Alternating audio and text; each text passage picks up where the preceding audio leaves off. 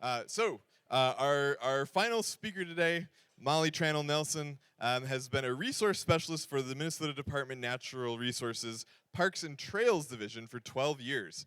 Prior to that, she was the Farmland Area Habitat Specialist and dove biologist for the Wildlife Research Program.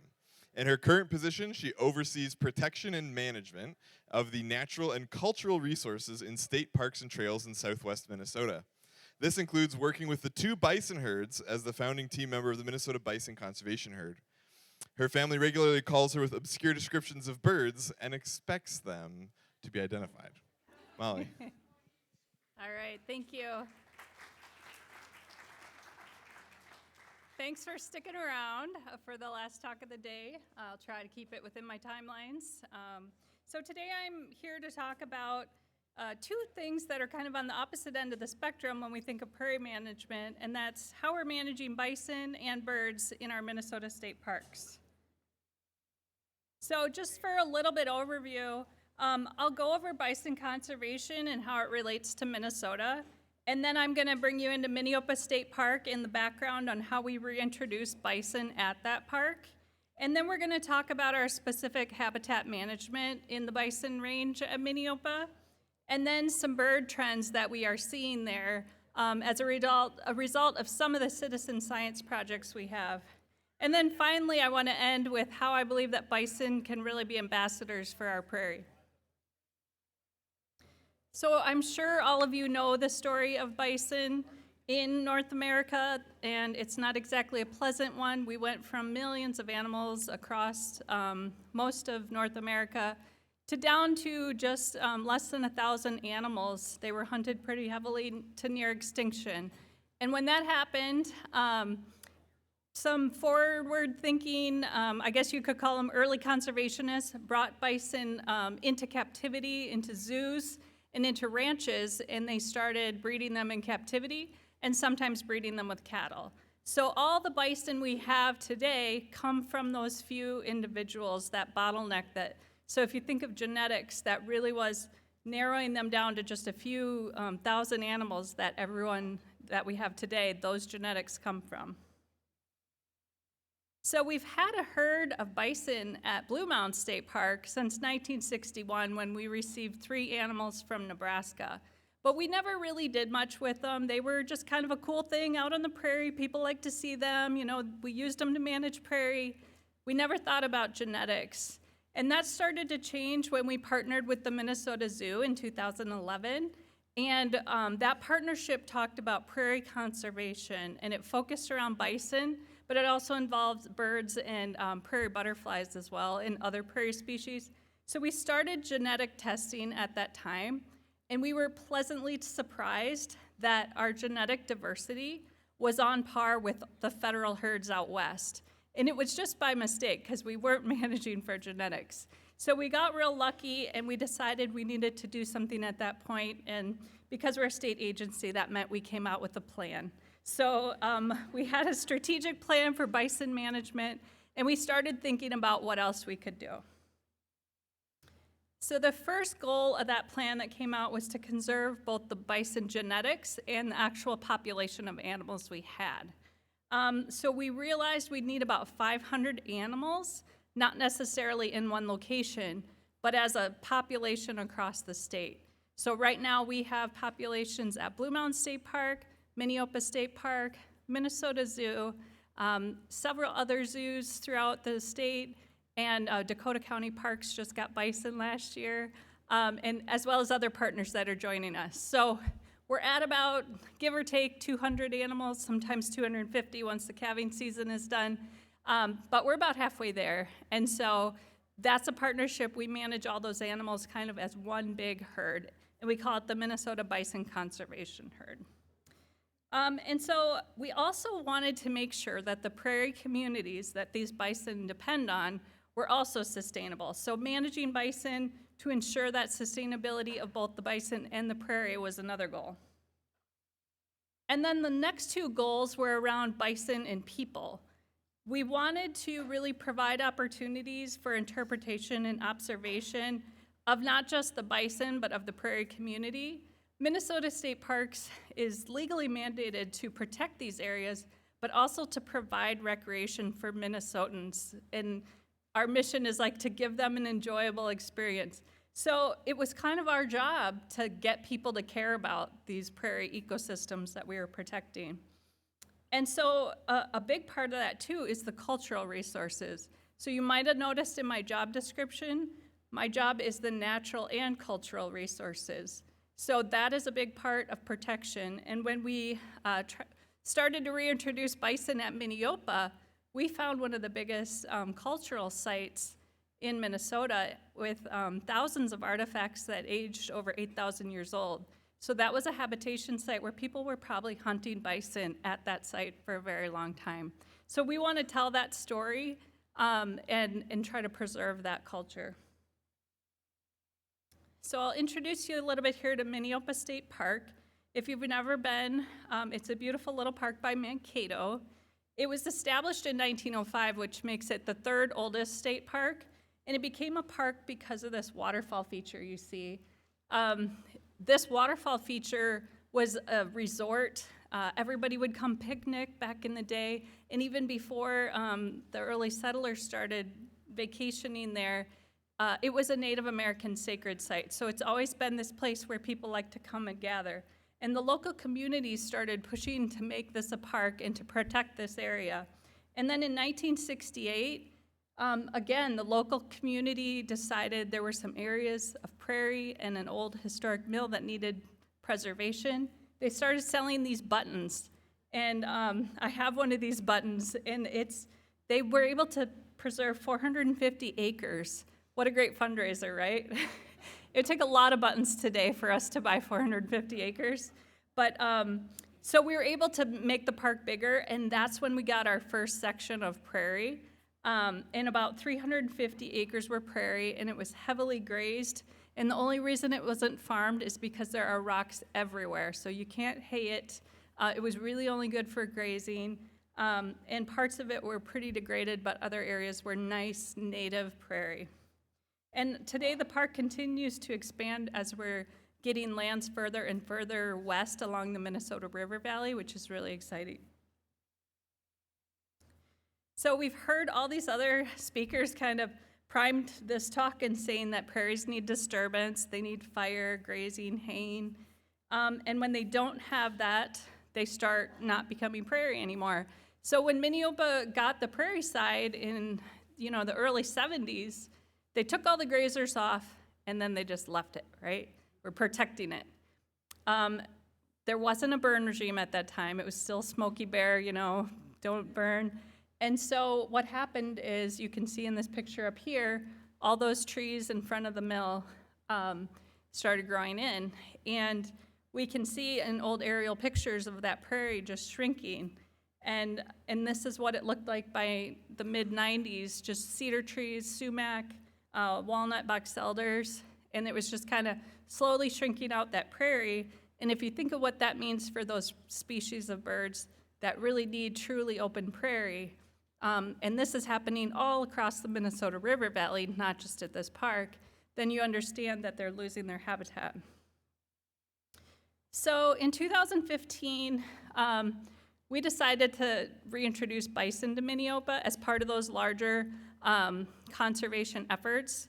We also thought, hey, what a great way to manage prairie, right? We get to reintroduce bison. I never get to do something that cool. So we brought them into this, it's about 330 acres. The reason Minneopa was chosen is because there is a road right down the middle of the range, and that already existed, and we call it the Wildlife Drive. And so people can really go out and see the bison close up from their cars. You're not allowed out of your car. And it really connects people. And so we were able to kind of have this whole system where we can tell this story of prairie and bison. But all these eyes out on the prairie now, so we reintroduced them in fall of 2015, and park attendance increased 260%. If you can imagine what that does for a small, quiet park to get that many visitors all at once. And that's gone down since, but overall parks are up 20% since COVID across the state. So we get just a ton of visitors now. So all those eyes really, it pushed us to do more prairie management. We really wanted it looking good out there, and we were already doing that management, but it got us more dollars, more resources when all these people are there asking about the site. So we started really aggressively removing the trees and shrubs, and we were always trying to manage for grassland birds, but we started to do it really thoughtfully about, we saw some of this in the Three Rivers Park District talk about removing perching sites. We had a ton of just scattered trees throughout the prairie that were walnut or box elder. They didn't belong out there, so we've been cutting those down. And then restoring historic landscapes is also important. Up by this mill, this is in 1900, that picture was taken. You put a mill where there's no trees, right? Well, now it's covered in trees. So we're slowly working to open that back up to that historic prairie landscape that would have been there when that mill was built. And so it's a long effort, but we have a couple different ways we do this.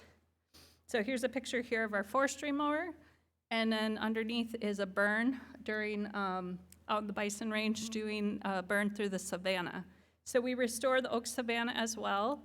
We do a ton of buckthorn removal with CCM crews and with these forestry mowers. And then we've really increased our burning regime. In some areas, we're burning as often as we can. Typically, I'd say with our resources, we can do a 5 to 7 year burn interval. At Minneopa, we were doing 3 years until we found Rusty Patch Bumblebee in the park, and we haven't burned since. So actually, we did a burn this fall.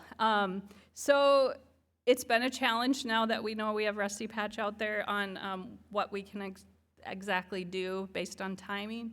But we are still trying to aggressively, constantly get disturbance on those shrubs to try to turn back the clock and get it back to that prairie state. We also have invasive species like wild parsnip and crown vetch. And then recently, we've had 2 years of drought out on our Bison Range. The soils are 18 inches thick, so it is not a productive, thick prairie. It is a dry gravel sand prairie. So there's a lot of bare ground with the bison out there, and the drought, we didn't have hardly any rain this year. And it kept me up at night thinking, oh my gosh, like what are we doing out there? So we actually cut the bison herd in half this fall. And we went out and we used that bare ground as an opportunity to interseed those old brome fields to pollinator-friendly $10,000 worth of flowers. So, so we're really hoping those bison hooves will work it in, and we can use them as that disturbance to try to get those brome fields turned to a more native state. So we're trying to use the bison in different ways to help us manage that prairie. One of the biggest benefits, I think, of working in parks is we have this huge volunteer and citizen science groups that we just have access to. And we have a very active Friends of Minneopa group. That's the reason we have the park, is the active community. And so one exciting thing they've been doing for us is surveying the nesting birds since 1999 at the park. And the people are a mix of experts, some really amazing birders, and then just some casual birders. So they divide into 4 areas, and they go out from 7 a.m. to 11 a.m. The first Saturday in June every year, and they just count what birds they see. So I'm going to walk you through some of the trends that we're kind of seeing from that long data set. And just a reminder, it's not statistically rigorous, it's not a stringent monitoring protocol, but it can tell us some trends that we're seeing out there. And so I looked at the average of each species in that 2015 range before the bison were there, and then after the bison were there. Because I just wanted to see, were there any changes that were happening out there in the range? And then I don't necessarily think the bison are causing those changes, because we're doing so many management things that we weren't doing before. But that just gives us a time shot to say, before bison and after bison. And again, it doesn't tell us why or the causes, but it can point to trends. It can help us inform our habitat management things, and then just help us with adaptive management. And then, we've heard this today. We all know what grassland bird trends are doing in the region, so we have to keep that broader landscape level trend in mind. So the first one I wanted to go through is probably the most exciting one, that we were seeing dick thistles really increasing despite the fact that they're regionally declining. And dick thistles can have these eruption years, so you kind of got to maybe ignore those a little bit. But we had one eruption year before 2015, but otherwise we didn't really have them out there. And then now we've had 2 good eruption years since, but also steady numbers all the other years. So we're gradually, continually seeing them out there, and that's encouraging to me because we weren't before. Field sparrows doubled despite regional declines. We're more consistently seeing grasshopper and lark sparrows, eastern meadow larks, despite the regional declines. Those numbers were still pretty low, and so I couldn't really make any inferences about them, but the fact that they're showing up more frequently now, and I think that's a result of us removing a lot of these trees and just getting it more open. And then bobolinks and savanna sparrows were decreasing, and I started to think, why would that be? Well, savanna sparrows, they like thick thatch, and the best bobolinks habitat I've ever seen was kind of an old brome field, and we're trying to get rid of the old brome fields out there, right? So it makes sense that some of the things we do are going to benefit some species, and they're not going to benefit other species. So how about shrub-loving birds, since we're trying to get rid of all the woody material out there? Well, still the entire 350 acres is surrounded by woodland edge, and there's still just a ton of sumac and American plum, and unfortunately buckthorn still throughout that 350 acres. So there is by far no shortage of shrubs, and we're still seeing quite a few of those kind of shrub-loving birds.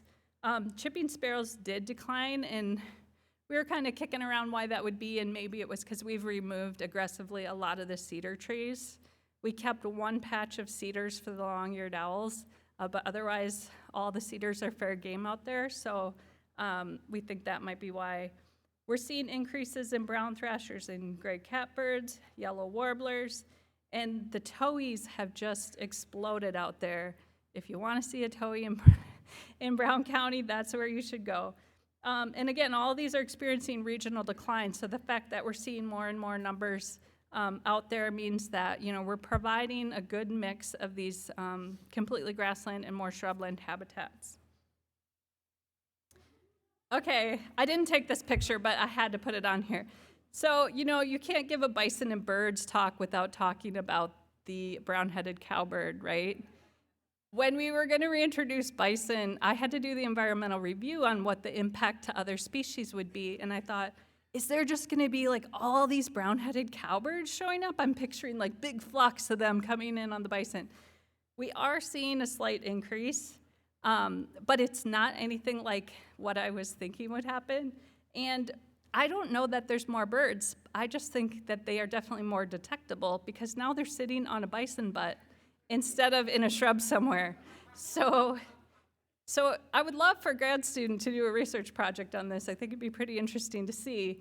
But towhees can be pretty sensitive to brown-headed cowbird parasitism, and we are getting more and more of those. So I can't think that we're having just a huge influx of brown-headed cowbird parasitism out there in comparison to, we already knew that was happening before the bison. So, and then just for fun, I added that now every year during migration, the cattle egrets stay for about a week, and they hang out with the bison, and the park visitors love it, and the park staff call me, and they're like, the cattle egrets are back.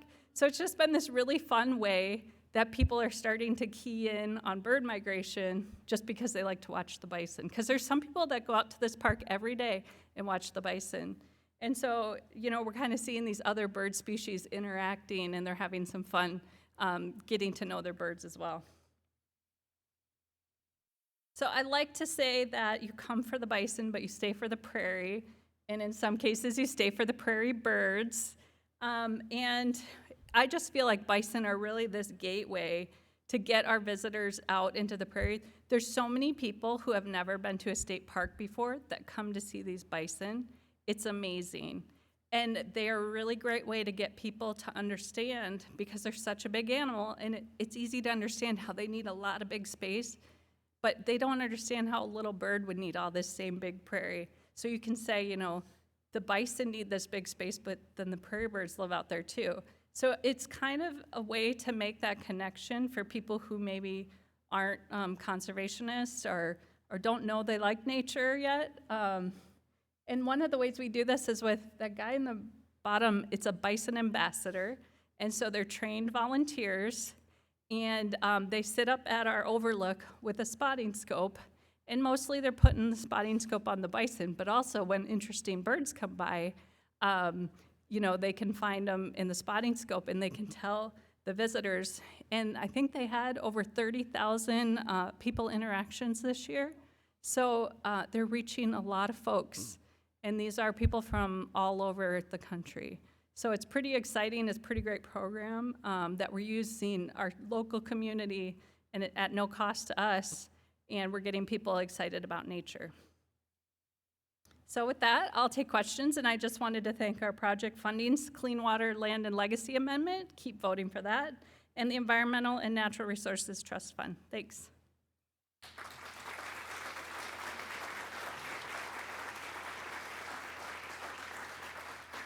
All right. Our last round of questions for the day. We'll get the microphones out. Save the hard questions for last, right? Question, are the tribal bison herds part of your herd? Yes and no. We have tribal partners. Actually, the tribe in Shakopee just put bison out on their prairie this week, and they have been working with us, but their bison came from a separate herd, another tribal herd, so they're technically not part of our herd, but they are one of our partners. We have been working with a bunch of other tribes who are interested in bison, but aren't quite there yet. So I think the future of bison in Minnesota is that they will be showing up in a lot more places, especially some of the tribes. I would like you to tell a little bit how you manage expectations, because in the summer they all hide in the woods, and people say, go chase them out. And so The bison or the birds? no, the people want the bison to be where they Yeah, can there's nothing more frightening than when you're leading a bison talk and you can't see the bison out there. But what's really great is then you talk about birds. And we actually we used to call it the bison buggy. It's a four-wheel drive vehicle that goes on a two-track road through our Blue Mounds State Park.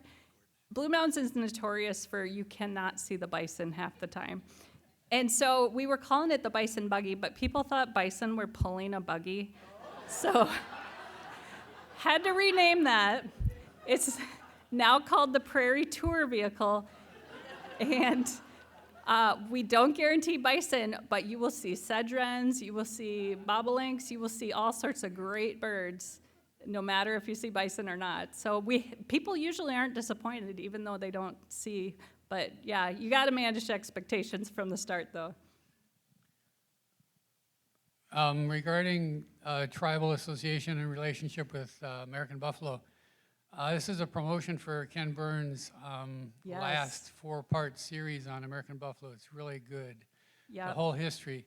And my question is, you said the bottleneck was 20 million bison in North America. I've always heard 60 million before settlement, and so Yeah, I wonder what it's- the 20 million is. I've heard 60 over and over from different sources, but You know, there is some people that say 60, and then also some people say that at that point they were overpopulated for what was sustainable for the grasslands out there.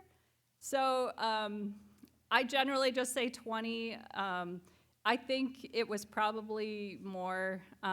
Honestly, takes 3 days for a herd to pass. That's a lot of animals, so I don't get too caught up on how many million it was. But and then also people argue about the number we got down to. Some people say it was just a few hundred animals, and if you think about genetics, that's really frightening. So it's amazing they survived.